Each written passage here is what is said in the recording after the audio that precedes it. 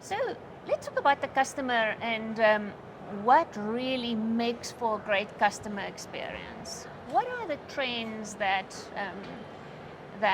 you think retailers and people that own and manage malls should focus on to make sure that it becomes the first choice for a customer to go to? I really am fascinated, and I love Sandton City, and I'm biased, I know that, I understand that well, but I always say that Sandton belongs to the people of Sandton. It doesn't belong to anyone else. So I want them to really love this place, and coming here having that same feeling as walking into a house and thinking, this is really a great place to be. So what are the things that make that? We spoke about service, which is something that is really important. What about things like parking? You know, parking is such a grudge purchase on the one hand, but on the other hand, so important to us that it is safe and you have a place where you can come and easily find parking and have a safe experience. So we need the parking. Customers don't like to have the experience of paying for it, so we have introduced recognition of number plates, so you can come in and out seamlessly, but you still pay. We have tried to make it easier for you to interact with the machines in a seamless manner. But what's this thing about parking? Why don't people like it?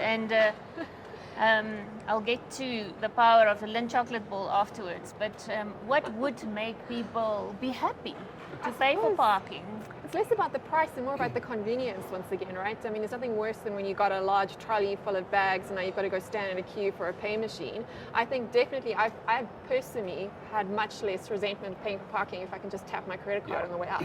It's about the convenience. At that point in time, you're tired, you're exhausted, you're already done with the shopping. You just want to get out of it and get home and enjoy your new purchases, right? So I think it's the convenience thing that will make the difference. I must say, tapping a credit card has completely changed the whole perception of parking. Not the money. No, it's not the money. It's just like, okay, just fumbling for change because now the machine doesn't have. Putting an old note into it and then it gets spat out again. It's that frustration. So it is taking those pain points away.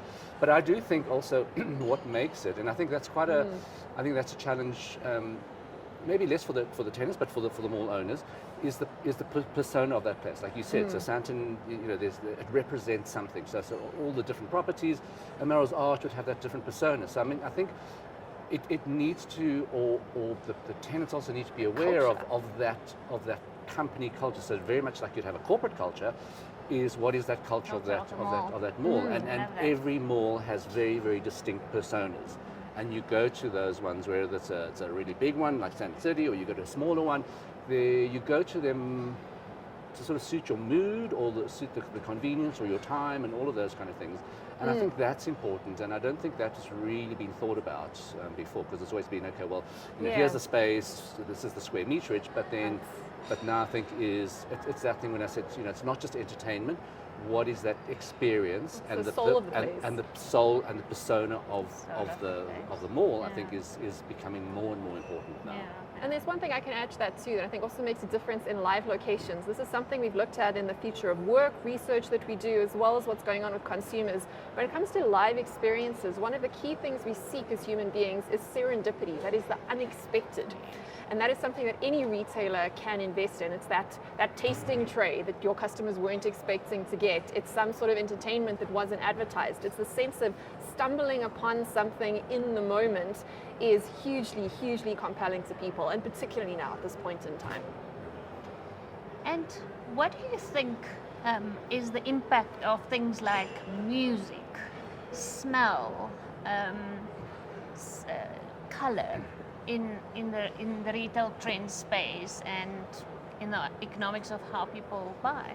Yeah, I mean, I think now more than ever, especially after 2 years of confinement, let's call it that, but also an increase in e-commerce and digitizing everything that we do, whether it's work, but shopping, all of those kind of things.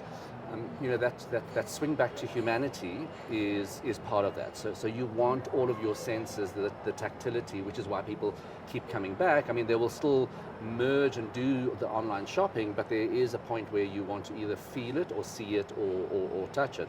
And I think that is a really, really good sort of capturing point where you say, when you walked into that environment, sort of the scenting of a brand is not new, but I think it's more important now, as is the music and all of those kind of sort of sensory experiences will come into it and will build that persona and culture of that brand. Well, audio and smell, of course, is highly linked towards our emotions, right? Also towards our memories. So if you're wanting to anchor people in a time that was happy, to go back to something, that whole sort of sense of nostalgia is also something people are looking for. So you can definitely lean into that, right? I mean, this is what keeps people in a very human moment. That's the whole point of coming out to spaces like malls. It's about being a human being in a warm body, right? So you want to touch into all of those senses that we have, but particularly those anchors that anchor you to feelings, emotions, and memories, because that's how you build a deep brand connection with your customers. Yeah. And understanding our customers really, really well is so key. I mean, we've got such a wealth of information around customers, what they do, when they do it, for how long they do it, through our camera systems, for our foot counters, through the trading information, putting all that together and really working out what is it that's going to bring you, Dion, here. So share with us, what is your favorite retail experience and why? I think it's probably homeware. So that is my experience. Sort of, just I'm sort of getting to that age where the clothes are good, but I'm going to buy sort of things that last a long time. But it's now things that are important to me is food. It's part of that sort of homebound economy. So I want food. So then I will come and look for things, even though you can do Yappy Chef online. I enjoy coming to the stores here, and then again trading between different brands, and you'd go to an at home and then see what they've got offering. But for me, it's more about that kind of homeware kind of thing, and looking at what I can do and what I can do with it and cook with it and all of that kind of stuff. And then if there's a good coffee shop in there, you sort of sit down and then you spend a lot more time here. So. Shamelessly, I'm a trade analyst, so I come to watch the people, right? So I want a coffee shop or a restaurant with a view of what's going on in the mall. So this location where we are right now is just about perfect for me. But I come to look at the people. And we're going into starting to think about festive season. We're starting to think about Black Friday. Do you have any insights around that you think retailers should start thinking about that's going to be different this year? Yeah, I think it comes back to the trends we were talking about earlier. They can either go for the top of the market or for the bottom end of the market. So either double down on value or double down on a unique offer on the more luxury retail side. So go for like scarcity on the one end or value on the other end. That would probably be something that people are looking for right now. And particularly unique or limited edition things. People are definitely interested in that treat yourself whole thing at the moment. Because I think, especially the Black Friday, I think people have gotten a little bit skeptical over the past couple of years. It's saying, these brands are just sort of giving us the dead stock that they don't want. So maybe, yes, there's a bargain to it, but then, do you want it has to be value, not just a bargain, right? And do you want, to spend and get a bargain on a fourth generation model that is outdated anyway. Not supportive with your phone. So exactly as Bronwyn says, it's that surprise. It's like, oh my gosh, that's like a really rare something. And make it really, really special, because I think you've got a very skeptical customer out there now. They can search online, and like Bronwyn says, your competitive search is so much easier.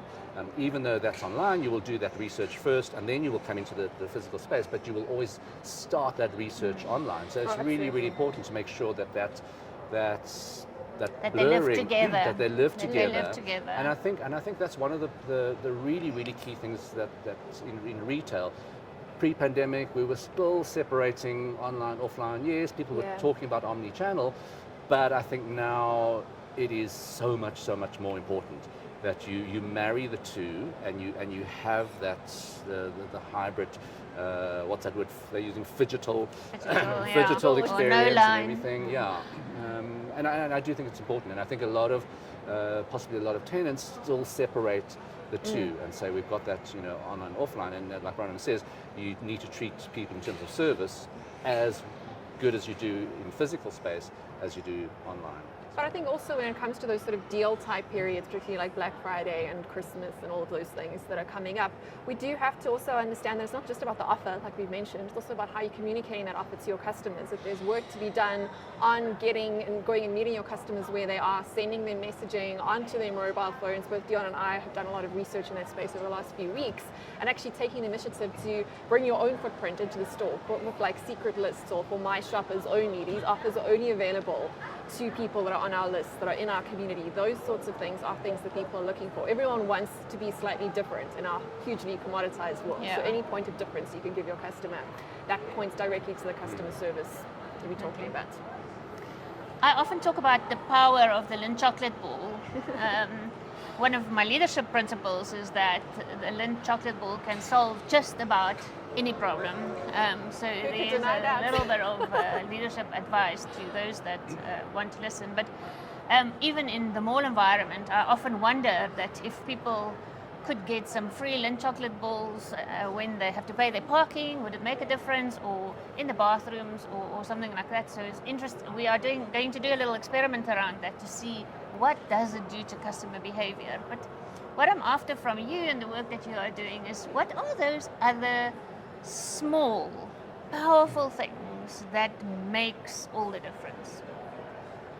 Well, it's any small surprise, right? I mean, like the Lindt chocolate ball works if you're not expecting it, but when you start to become accustomed to it, then it stops working. So it comes back to that thing of serendipity and surprise. I think one of the cheapest ways that you can actually get people to love you when they're not sure if they're going to get something or not, right? Because it's like, maybe this time.